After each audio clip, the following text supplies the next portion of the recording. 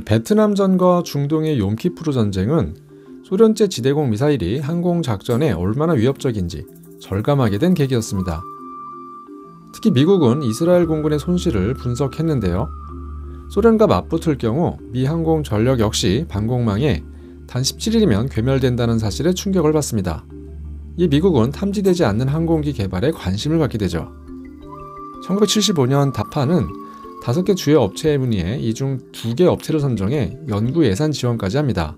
하지만 정작 다파가 원하던 기술은 연락조차 안 해봤던 록히드에서 이미 극비리에 연구 중이었음이 밝혀지는데요. 놀랍게도 이 기술은 미국의 기술이 아니었습니다.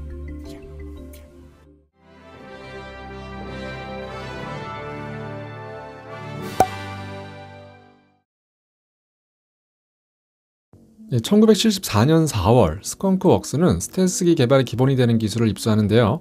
이는 러시아어에 능통한 연구원이 10여 년 전 소련에서 발간된 논문에서 발견한 내용이었습니다. 저자는 소련의 표트르 우핌첸프로 기존 유럽 물리학자들의 공식들을 새로운 수학 공식으로 재정립한 것이었죠. 이 논문을 통해 물체에 반사되는 레이더파의 강도를 기체 전면, 날개 표면과 가장자리를 따라 계산해 보였고, 이를 활용해 큰 항공기도 반사파를 줄일 수 있다는 사실을 밝혔죠. 하지만 논문 발간 당시 컴퓨터 성능으로는 3차원의 항공기 설계가 불가능했고, 또 스텔스 설계로 인한 기체의 공기 역학적 불안정성도 문제였습니다. 그래서인지 소련에서는 이 이론에 아무도 관심이 없었고요. 심지어 이를 기밀로 다루지도 않았죠. 하지만 미국에서 스컹크웍스의 책임자인 벤 리치가 여기에 관심을 가질 즈음엔 상황이 달랐습니다. 이젠 제대로 된 컴퓨터와 소프트웨어도 준비되어 있었죠. 아무튼 다파와 록히드는 뒤늦게 사업 참여를 조율했고, 이미 상당수 연구를 진행 중이던 록히드는 자체 자금으로 사업에 참여하는데, 이게 록히드에는 플러스 요소가 됩니다. 개발 결과물이 모두 회사의 자산이 되었기 때문이죠.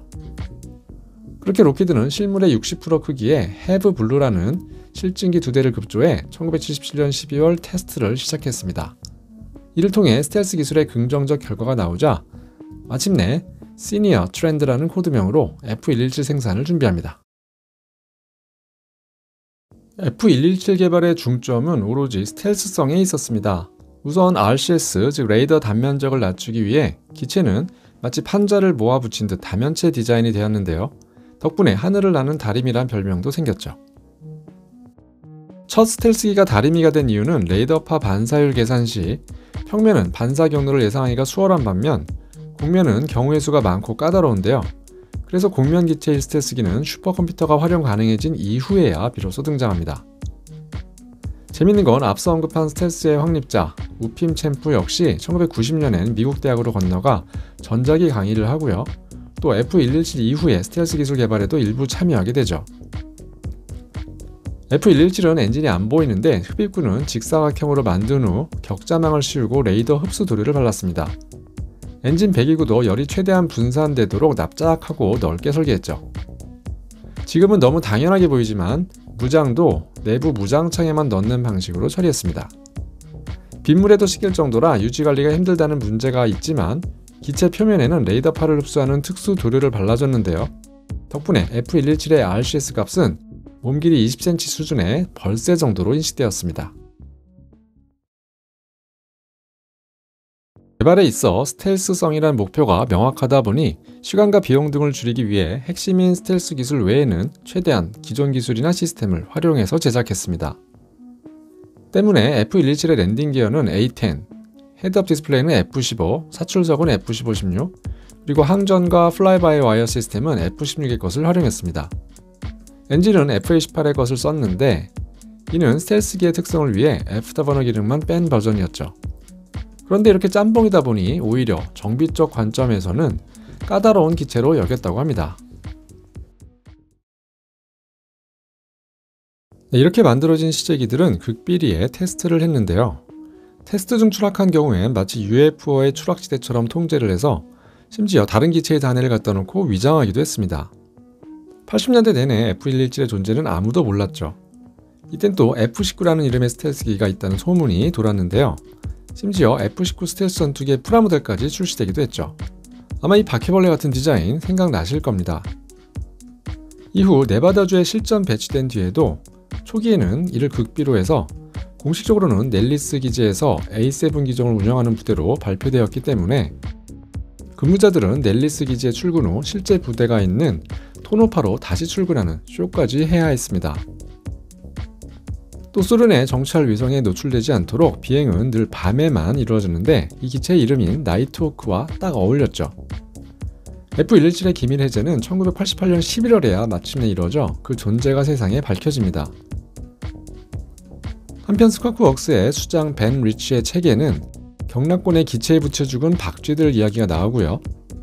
특정 각도에서는 카메라의 초점도 잘 맞지 않아 기체 사진을 제대로 찍기 힘들다는 등의 흥미로운 이야기도 있습니다.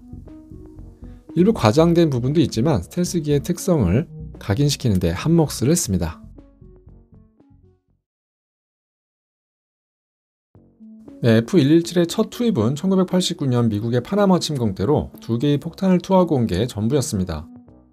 하지만 이땐 테스트 성격이 짙었고 진정한 의미의 첫 실전이라면 1991년의 걸프전일 겁니다. 전쟁 중 F117은 1300여 수티로 1600개의 중요 목표물을 정밀하게 타격했죠. 이 당시 연합군 전술기 중 겨우 230대 정도만 레이저 유도폭탄의 무장이 가능했는데 그중 16%가 F117이었습니다. 전체 연합군 항공기의 1% 정도의 출격 횟수로 공격 목표물의 40% 가까이 파괴했다고 하니 얼마나 중추적인 역할을 했는지 알 수 있죠. 비록 초기에는 명중률이 과장되기도 했지만 이후 밀집된 방공망 때문에 일반 전술기들은 임무 수행이 쉽지 않은 목표물에 대해서도 F117은 한 대의 피해도 없이 임무를 완수함으로써 스텔스기의 효용성을 확실하게 과시했습니다. 이후 1999년 유고내전, 2001년 아프가니스탄 작전, 그리고 2003년 이라크 작전에도 투입되어 활약합니다. 1999년 3월 미 공군의 F117 한 대가 유고 내전 공습 임무 중 지대공 미사일 한 발에 맞아 추락합니다. 낫비행이었다, 폭탄창이 열렸을 때 탐지됐을 것이다 등 온갖 추론들이 나왔으나 대부분은 근거 없는 얘기였죠. 그나마 종전 후 당시 이 F117을 격추한 포대의 지휘관이 했던 인터뷰 내용에서 살짝 실마리를 얻을 수 있었는데요. 나토 연합군들이 통신 보안을 철저히 지키지 않았고 또 비행 경로도 바꾸지 않는 등 조금은 안일했던 것으로 보입니다. 물론 정확한 원인은 군사적으로 민감한 내용이라 있는 그대로 밝혀지지 않았겠지만 지금까지 내용을 보면 일단은 안일한 운용 방식이 제일 컸던 것으로 보입니다.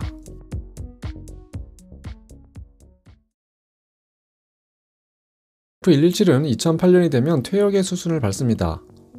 노후화되어 유지보수 비용은 걷잡을 수 없이 늘은 데다가 임무를 넘겨받을 B2 폭격기나 F-22 같은 차세대 스텔스기가 있었으니까요. 하지만 이후에도 F117이 날아다니는 모습이 여기저기서 포착되었는데요. 2014년도부터 거의 매해 미국 내는 물론 해외 미군 기지에서도 발견되었다는 보도가 있었습니다. 상세히는 알 수 없으나 아마도 가상 적기 역할을 하거나 F117의 대체기인 F-22나 F-35는 장착할 수 없는 2000파운드급 레이저 유도폭탄을 장착할 수 있기 때문에 아직은 그 유용함이 남아있다는 얘기도 있습니다. 실제로 F117은 일반엔 공개가 잘 안되다가 2017년 의회가 언제든 임무에 리콜 가능한 상태로 유지되어야 한다는 규정을 종료하면서 박물관으로 재취업도 할 수 있게 되었죠. 최근 외신에 따르면 미 공군은 2024년도부터 10년간 현 보유 중인 F117의 종합적인 유지보수를 맡을 회사를 물색하기도 했습니다. 여기엔 제한된 비행 운영과 사용 후 박물관 전시를 위한 관리 등이 조건으로 정해졌다고 알려졌습니다. F117은 원조 스텔스기답게 퇴역도 뭔가 비밀스러운데요. 혹시 일부는 여전히 우리가 모르는 어떤 비밀 임무를 맡고 있는 건 아닐까요?